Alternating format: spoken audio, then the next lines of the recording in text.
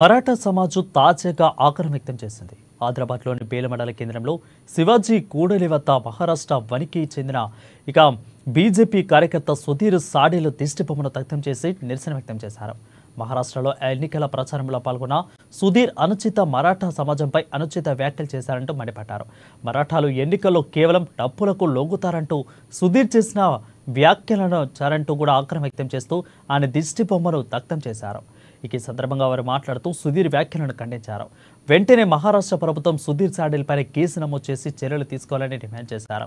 ఇటు పార్టీ కూడా అతనిపై చర్యలు తీసుకోవాలని అన్నారు.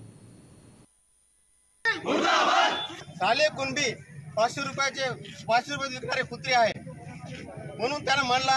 म्हणून आज आमच्या समाजाला त्याबद्दल खूप वाईट वाटत आहे, धक्का बसला. कोणत्या कुणब्यानं त्याच्यावर 500 घेतली हे त्यानं साक्षात करून द्यावं.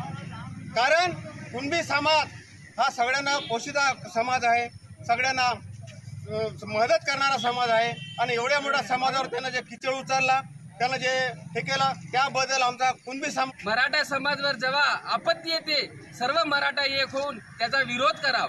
आणि आपण असेच समोर सुद्धा जर कोणत्या बी आपल्या जर जातीवर जे इतर कोणी माणूस जर बोट दाखवत असेल तर त्याचं बोट कापायची तुम्ही एकता ठेवा.